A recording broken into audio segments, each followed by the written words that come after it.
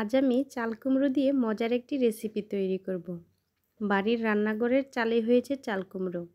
কুমড়োগুলো একেবারে কচি কচি ছিল, সাইজে অনেকটা ছোট, যার কারণে আমি দুটি কুমড়ো পেরে নিলাম। চাল কুমড়ো হচ্ছে একটি ফল জাতীয় সবজি। এই সবজিটা অনেকেরই অপছন্দ, আমারও খেতে ভালো লাগে না।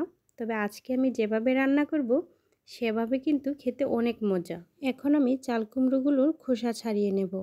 এই চাল কুমড়োকে আমাদের নরসিংদীর ভাষায় আমরা বলে থাকি জালি কুমড়ো বা জালি। তো আপনাদের এলাকায় কে কোন নামে এটাকে ডাকেন কমেন্ট করে বলতে পারেন। কুমড়োগুলোর খোসা ছাড়ানো হয়ে গেছে, এখন গুল গুল করে একটু মোটা সাইজ করে কেটে নেব। এখন কেটে রাখা কুমড়ো পিসগুলো আবার মাঝামাঝি কেটে নেব, অর্ধেক করে, একটি পকেটের মতো করে। দেখেন, এভাবে পকেট শেপ করতে হবে। ঠিক একইভাবে আমি সবগুলো কুমড়ো পিস এরকমভাবে পকেট বানিয়ে নেব। অর্ধেক কিন্তু কাটতে হবে, বেশি কাটতে গেলে আবার খুলে যাবে। এখন আমি এই জালি কুমড়োর পিসগুলো সিদ্ধ করে নেব। প্রথমে গরম পানি করে নিলাম, তারপর পানির মধ্যে কুমড়ো পিসগুলো দিয়ে দেব। তারপর 5 থেকে 10 মিনিট সিদ্ধ করব, বেশি সিদ্ধ করা যাবে না। এখন সিদ্ধর মাঝে দিয়ে দেব অল্প পরিমাণে হলুদ। এখন আমি কিছু সরিষা বেটে নেব, মিহি করে বেটে নেব একটি পুর তৈরি করার জন্য। এদিকে আমার জালি কুমড়োর পিসগুলো সিদ্ধ করা হয়ে গেছে। এখন আমি একে একে সবগুলো গরম পানি থেকে উঠিয়ে নেব। উঠিয়ে কিছুক্ষণ রেখে দেব ঠান্ডা হওয়ার জন্য।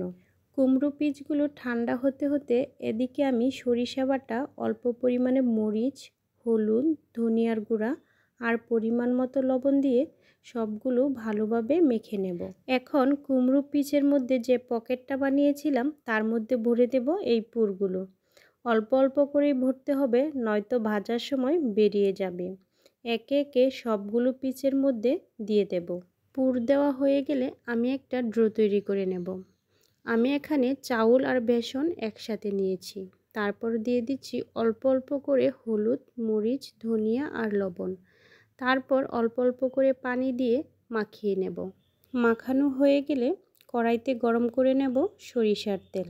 এখন গুলিয়ে রাখা বেসনের মধ্যে কুমড়ো পিসগুলো এপিট ওপিট আর সাইডগুলো মেখে দিয়ে দেব গরম তেলে। কুমড়ো পিসগুলো ভাজার সময় চুলার আঁচটা মিডিয়াম করে দিতে হবে, যাতে করে ভেতরটা ভালোভাবে সিদ্ধ হয় আর উপরটা মচমচা হয়। এভাবে চাল কুমড়ো ভাজাটা আমি শিখেছি আমার ননদের কাছ থেকে, সে আবার শিখেছে ওর নানি শাশুড়ির কাছ থেকে। এখন আমি কুমড়ো পিসগুলো উল্টে পাল্টে ভালোভাবে ভেজে নামিয়ে নেব। ভিডিওটা ভালো লাগলে ভিডিওতে একটি লাইক, কমেন্ট, শেয়ার করে দিও। দেখা হচ্ছে পরবর্তী রেসিপিতে, সে পর্যন্ত সবাই ভালো থেকো। আল্লাহ হাফেজ।